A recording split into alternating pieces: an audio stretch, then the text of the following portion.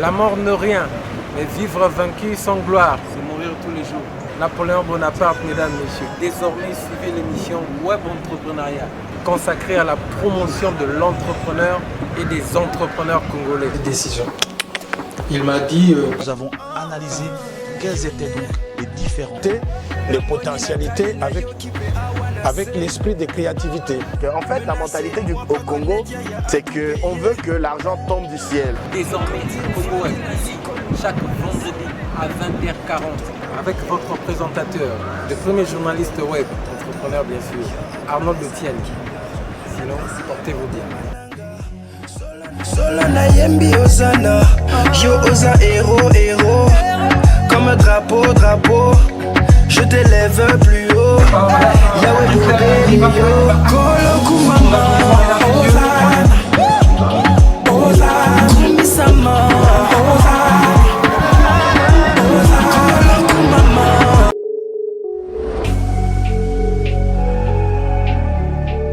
Sikoyo toza na projet tozo sala sikoyo eza pona ba nini ba formation ya ba sport ya ba Jeux olympiques wana nde ezali nde sikoyo pina projet na biso toza nango sikoyo parce que eza ba formation na coupe couture esthétique au téléphone ezalaka déjà mais nde sikoyo toza nango besoin sikoyo Papa Arnaud ezali makambo ya ba formation ya sport ya ba Jeux olympiques eloko wana na Congo ezate.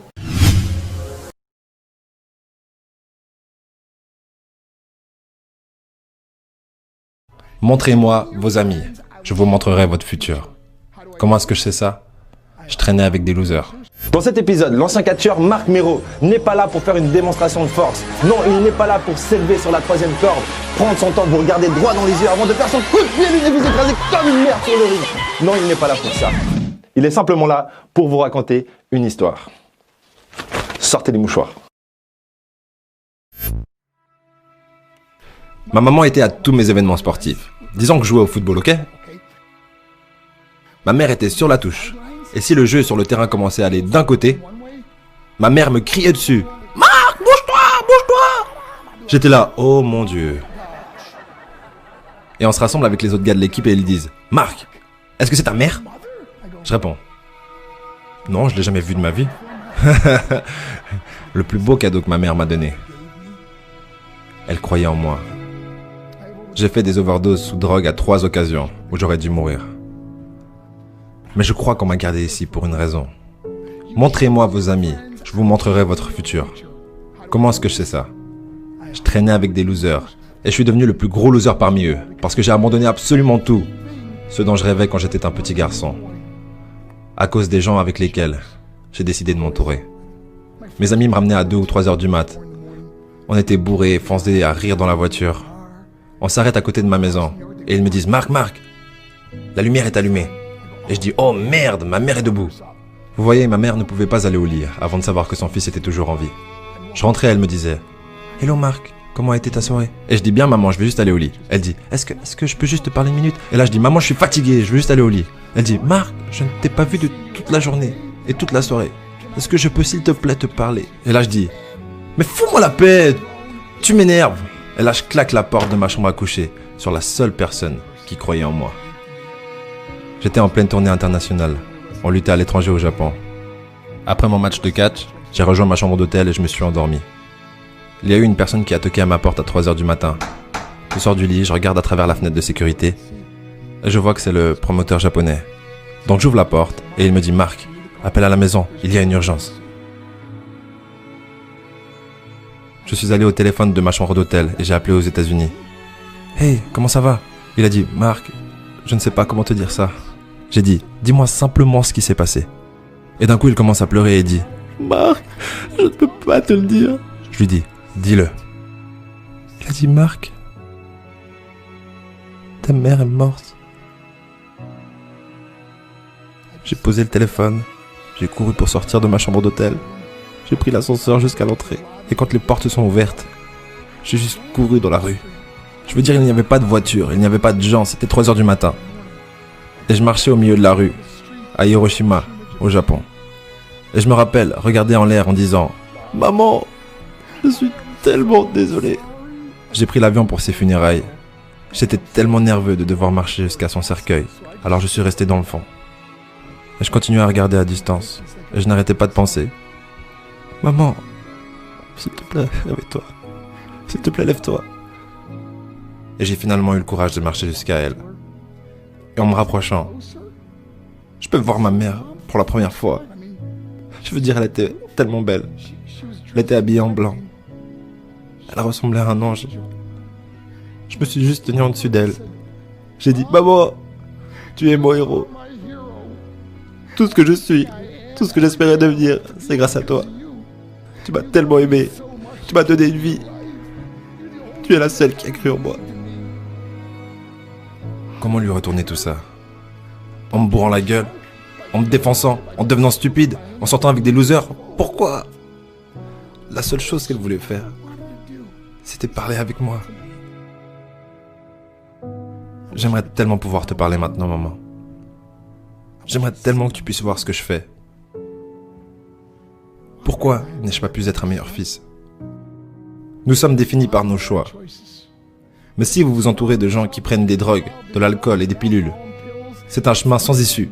Je ne suis pas ici pour vous faire la morale. Je suis ici pour vous dire que j'ai vécu cette vie. Et ça mène au cœur brisé, aux relations brisées, aux rêves brisés et à la mort. Pourquoi? Pour la défense? Si vous avez un père ou une mère, quand vous rentrez à la maison, dites à maman que vous l'aimez. Vous voyez, toute ma vie a tourné autour de devenir riche et célèbre. Il fallait que je devienne un millionnaire. Il fallait que je gagne la course. Je devais gagner la course aux frais de mon mariage, de ma famille, de mes amis. Pourquoi? Pour être seul dans une pièce et apprendre ce qui est réellement important.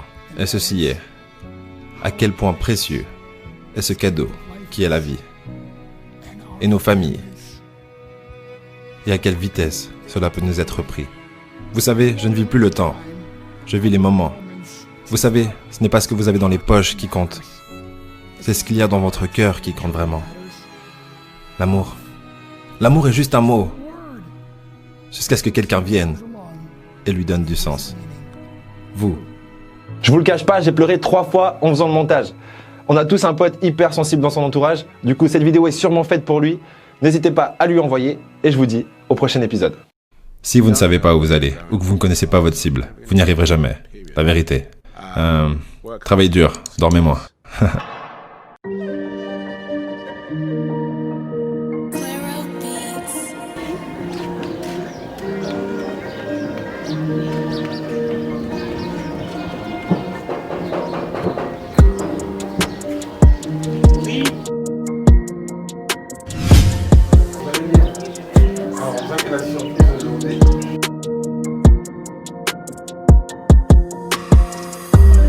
Mazaf ezali l'armée des sans-familles ezali ONG et s'occupera na ba fille mère na ba jeunes désœuvrés na ba enfants de la rue.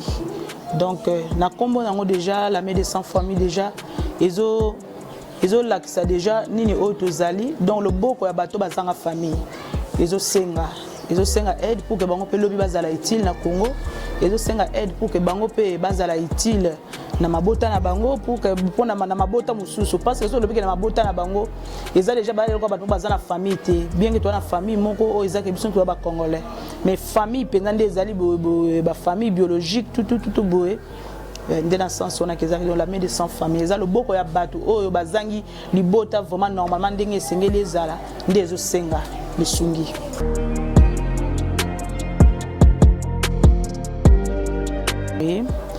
Mazaf ezali likanisi na ngai moko nafandaki natalaki na milieu ya Kisenso natalaki ndenge ba fille mère bazalaki kozala donc et comment na niveau mo ata so beti sur internet au mona keno na Kinshasa parmi ba commune eleki makambo ba fille mère ezali Kisenso ezali alors natalaki na milieu wana parce que nazala ko fréquenter ngoma mingi na mona nde ba fille mère ba komaki ebele bazalaki presque délaissé na ba propre sort na bango alors plus que bazalaki délaissé plus que bazalaki kobota so aboti mwana moko pona ko luka lisungi po lesa mwana mubale aye pona luka lisungi na mwana mibale ya misato aye ti finalement akomi kaka bana wana po atiki bango lisusu bango pe na tour na bango bakende ko sainte pe babota lisusu donc nde idée wana ya ko yela ngai ke na sala eloko moko boye pona ko luka ko encadrer bango ko pesa bango espoir au lieu que bazala toujours na merci ya bana mibale to na ba délinquant to na batu moko boye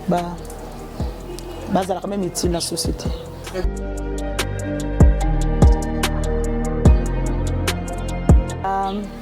Naza une femme chrétienne, naza maman ndako, naza madame, nabala, babala nga pas monsieur NTB. Monsieur NTB, donc monsieur Ngimi firmé. Nazali mobile na to botine bana ebele, ndenge ka kizala la maman nyonso. Donc je suis une mère de famille, naza chrétienne. On a rolo ba pona.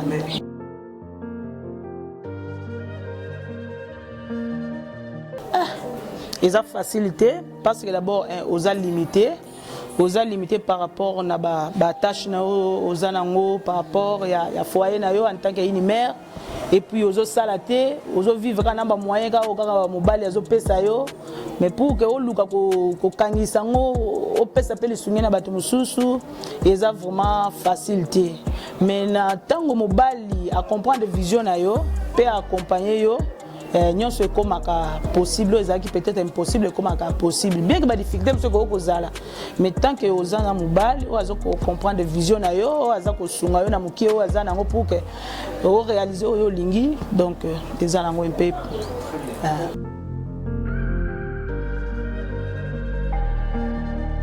Ils ont un service belé. Na mazaf, tu fournis ça comme des travaux ménagères. Tu fournis ça comme des travaux ménagères. Tu formes ba fille mère na métier esthétique et coiffure, tu formes bango na nini na hôtellerie, tu formes bango na donc ça il y a beaucoup exactement belé tu na hôtellerie, tu na coupe couture, tu na esthétique, siko yo tu na projet tozo sala siko eza pona ba nini ba formation ya ba sport ya ba jeux olympiques.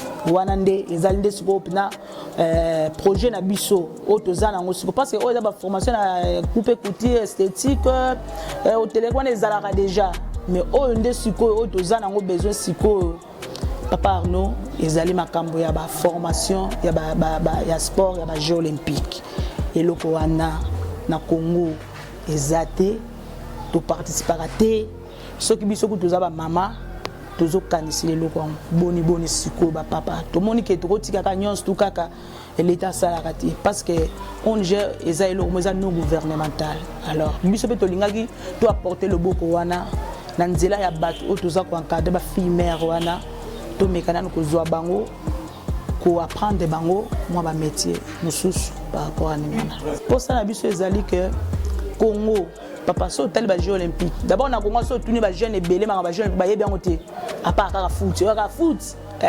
foot mais total ba pays africain sous ce belé ba pays voisin bazo participer na ba concours wana ba jeux olympiques ya makas mais nzoka na Congo awa ba jeune bana talent bazo chômer baza ebele o ba koki que non na jeux olympiques ko ba ko représenter Congo à 10 à 20 pour tout le monde ba pays mususu au monde baza à 20 na ba diversité belé ya bani na ba jeu bazana jeu boy pourquoi pas bisope RDC na touro ekoya na 2024 bisope to participer to zala kena to tinda ta 50 na biso ba yeli bisope honneur à Congo ke na Congo kuna donc bazali batlet bazali. Bonjour à tous, je suis maître Kobe. Invité à Bino sur l'athlète tout ya Congo, la République démocratique à Congo boya. Tout ça a vraiment un centre d'abisso et formation massif. Donc, vous avez décidé jamais vous avez une bonne formation à un centre d'abisso massif. Formation ezali ezo salima na Njili Brasserie parce que kuna le siège na biso ezali siège ezali na Njili Brasserie papa nous tokokoma okotala okomona po yo linga preuve à l'appui alors tokokoma papa nous okomona ndeni makambo nyonso ndeni ezoleka ndezi salima siège ezali tout et tongama makambo nyonso ezali sauf que ma biloko mike o ezali que photo silisa ko sala yango mais sinon siège ezali o ekozala lokola internat donc maquis ndé tozolo ba tozo viser 2024 donc parmi peuple oyo bako participer ya nini oyo na ba jeux olympiques oyo tolingi RDC nga personnellement na lingi RDC pena et participer alors to kotia makasi to kosangana na bato pour que to luka moyen to bimisa pe ba jeune na biso ba o baza ba kuluna ba o baza ba fille mère pe mususu pe azu moyen ko kene classe te mais asali ata sport ata natation na yaya ata tennis passeport ngo ya jeux olympiques za ebele mutala mutako yela biso na par rapport na oya kokoka comme ça lobby to pesa pe valeur na Congo to pesa bango pe espoir.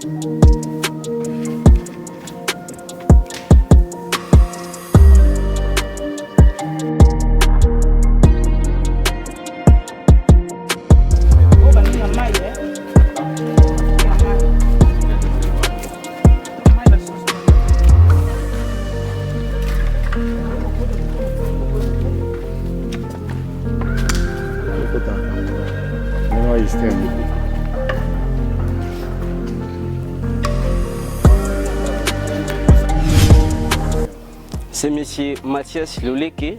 Nous travaillons en collaboration dans l'ONG Mazaf. Donc je suis l'un parmi les formateurs qui travaillent dans l'ONG Mazaf. Et notre travail est de former les filles mères et tous les jeunes garçons. C'est-à-dire les jeunes non sont dans palais, dans misala ou ça non surtout bien ici bango, bah on a la formation au félé. Ils ont dit que vous faites un bon et tout et vous allez bien encadrer pour l'obipé, bah contacter bien beaucoup maîtrise dans la société.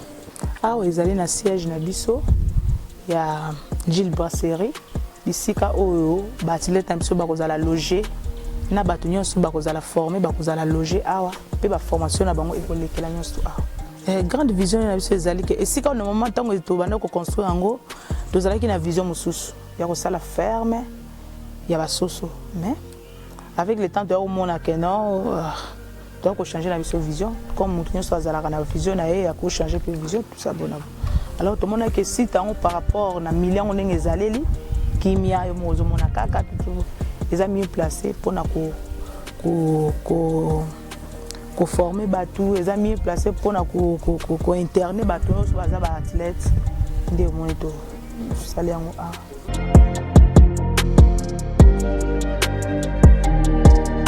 difficulté à mon aîné papa ezali nanu d'abord batu nanu pour bas aller informer bayeba que centre on ezali ezali d'abord difficulté à mon aîné pour na batu bas aller informer il faut d'abord que les gens na média ezambom pour que bana les gens na média pour que ni l'information soit accessible na mutu nyonso azana accès à kozwana na information wana que non nene yana ni mo bon je mo s'occupe pas bo difficulté les bosso za yangwana et puis difficulté mi baleza nini o eza difficulté financière. Parce que moni tant bozui bato ko former ba ebele bino boza tam susu doza tam susu na 20 machines mais nzoka bato ba tant mususu baza soki 100 alors na 20 wana moni que moyen ba onyo bazalo na capacité ya ko travailler jour wana ezati donc boza obligé que ndambu théorie na bango eza facilement mais pratique ezokende na moins long terme or ce qui que matériel eza vraiment eza pena facile na ndenge bazala bango za internet awa eza facile que na bakosala mbala moko pe na après 3 mois on a que to lancer bango parce que neti ba o bazo ko la couper couture souci na biso vision na ngai ezali que un jour tous à paix à mesure ya au lieu que bato bakena bene ko suma bilamba maputa pourquoi pas na Congo pe to tonga pe ba bilamba parce que bilamba ba tonga na bene na kama maputa biso to lataka mais couture ya bene na biso ya différent pourquoi pas lobby tous ba couture ba former bango to bana pe côté ka pe bilama na biso maputa maputa africain na comme pe donc prêt à porter quoi.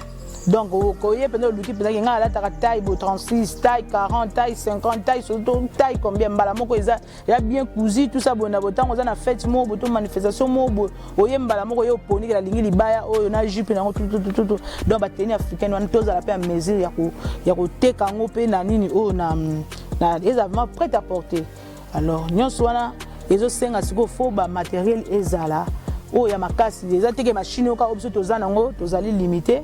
Donc ils ont fait machine moko ezaka no pena na niveau moko ko permettre biso que bas batongi pena elamba muto sentir que oui ils ont vraiment prêt à porter ça na ba norme ndenge pena esengi tozana F90 parce que moni ONG ezalaka te que non compte bancaire nango ezalaka boyene ezalaka na ni tozala mukanda tozala F90 tozali pe na compte na biso ezali opérationnel ezali na TMB mais sauf que au moni ke makama onde le kaka to sepelaka soki mutu par exemple balinga tshela biso don soki moyen ezali to pesa ki numéro abengi biso to ko pesa ba coordonnées ndeni akoko sala pour que aleka na bisika o tozali parce que to koki lelo peut-être le to fungola ki compte na TMB mais avec le temps to ko to changer pe ba banque nous tous to travailler na bango alors à partir à wana ndé mon esenga kata mususu mutu so abengi biso numéro auto pesi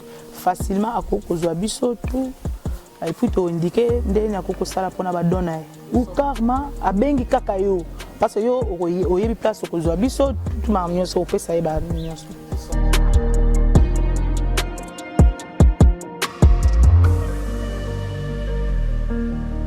Bonjour à tous, c'est Moïse Kionga. Nazo lancé appel nanga na athlète nyos tout congolais baya ko s'intégrer na ONG na biso Mazaf aux a décidé to la posa to sala musala ilongo na bino pour to mika ko apporter un plus na sport congolais. Donc souci na ngezali boya ko s'inscrire za lango fele marmabia ezali.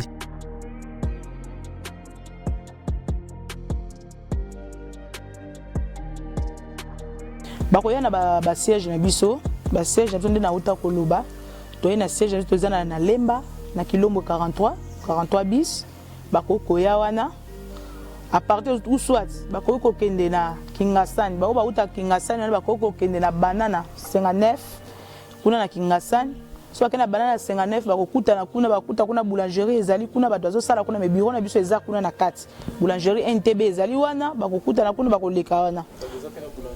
Oui, wana nyonso eza bakamwana e département mosusu soki bwana bataki Ngasani bakena Banana 59 bakutane kuna bureau na biso ezali ba o bazali mosusu côté ya chango baso bakokena na masina Petro Congo so komika na Petro Congo komika na terrain armée du Sali okomona pe kuna boulangerie omona ka bakomi boulangerie NTB na kati ya terrain armée du Sali wana okoti kuna na kati o se renseigner pour na camions tout siège na biso ezali tozali na Delvaux tozali na siège na biso so komika na marché ya Delvaux wana to kangami na bureau du marché siège na biso biso ezali wana alors ntango komi wana o s'annoncer ba ko pesa yo makamyo ndenge sengeli comme ça soudain il faut inscrit to ebindeni ba yaka monde eza musika alors eza système internat et cause la système internat donc au côté tamsusu samedi au côté lundi pour bima samedi wana to kotala mais pona o etali ba athlète papa au moni sport esengaka ba discipline ebele.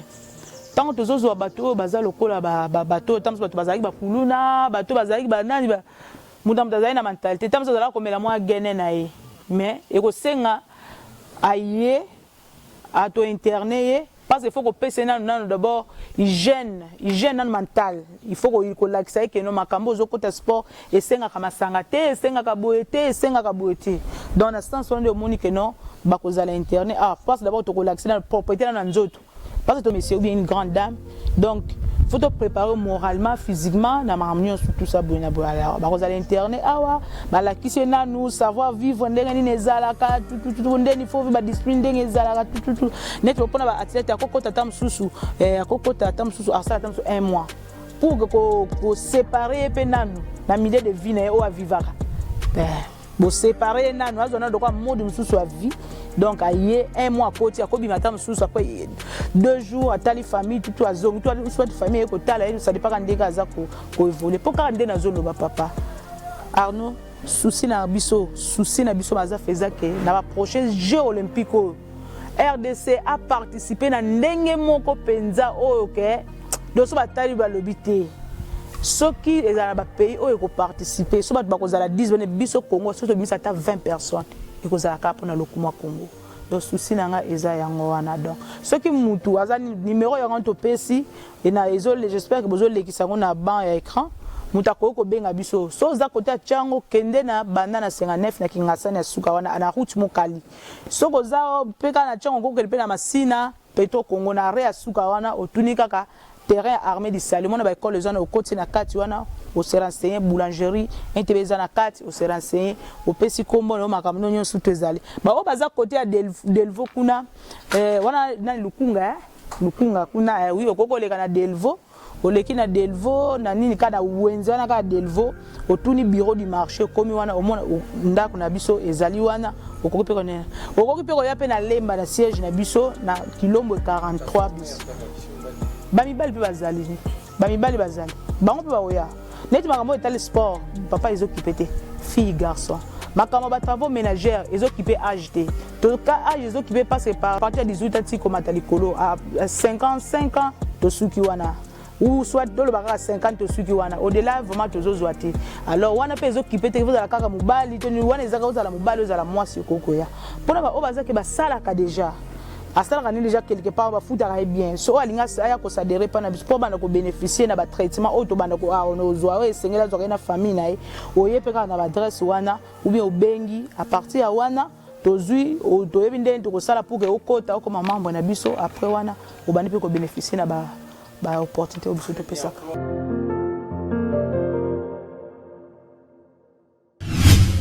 Ah, voilà. Projet à piscine, projet de salanga pas si koleka. Parce que wana nde tozo luka bato oyo bakoki koya ko sunga biso pour que to tonga piscine. Piscine à monene à 50 mètres, piscine à natation pour na bato. Quand nde to bato zongi kaka kande ona bandai kaka mamba Jeux olympiques wana nde tozo luka bato ba koko ya. Pour na ba sport mususu wana donc eza déjà presque fin prêt ezali mais tozo lancer appel pour na bato ba ko sunga biso pour na ko construire piscine oyo ezala ba norme vraiment et puis tozo lancer appel na bato avec no so ko coach oza capable de former bato na ba Jeux olympiques oyo so yo yebi wana. Bonjour, c'est M. Jean-Marie Nyangongwa. Je suis le formateur dans l'ONG Mazaf. Notre spécificité est dans le domaine d'hygiène et assainissement dans le cadre de ces ONG. Nous formons les jeunes filles et les jeunes garçons qui se sont fait enregistrer sur le domaine de la détergence, désinfection et insectisation. Ici, nous appelons toutes les filles mères qui se sont lésées et qui se sentent abandonnées, ainsi que tous les jeunes garçons qui se sont délaissés et abandonnés, qui nous rejoignent dans les ONG Mazaf pour que nous puissions travailler main dans la main. Merci. Voici la carte Visa MaxiCash conçue pour vous. Jeunes, étudiants, professionnels et entrepreneurs, la carte MaxiCash est conçue pour tous. Pour les particuliers, recevez et effectuez des paiements instantanés sans avoir besoin d'un compte en banque. Pour la diaspora, évitez la paperasse pour vos transferts au pays ou recevez votre argent du pays en toute tranquillité sur votre carte Visa MaxiCash. Pour les entreprises, effectuez les paiements en vrac à vos partenaires ou à vos employés en un clic sur notre portail. Pour les entrepreneurs, recevez vos paiements en ligne grâce à notre passerelle de paiement directement sur votre carte MaxiCash. Commandez votre carte aujourd'hui avec une livraison à domicile ou au bureau. MaxiCash. Il faut qu'Ozala Nayango. La mort ne rien, mais vivre vaincu sans gloire, c'est mourir tous les jours. Napoléon Bonaparte, mesdames, messieurs. Désormais, suivez l'émission Web Entrepreneuriat, consacrée à la promotion de l'entrepreneur et des entrepreneurs congolais. Décision. Il m'a dit... Nous avons analysé quels étaient donc les différents. Les potentialités avec l'esprit de créativité. En fait, la mentalité au Congo, c'est qu'on veut que l'argent tombe du ciel. Désormais, Congo Web, ici, chaque vendredi à 20h40, avec votre présentateur, le premier journaliste web, entrepreneur bien sûr, Arnold Etienne. Sinon, portez-vous bien. Solana yembi ozana, yo oza héros, comme drapeau, je t'élève plus haut. Yahweh,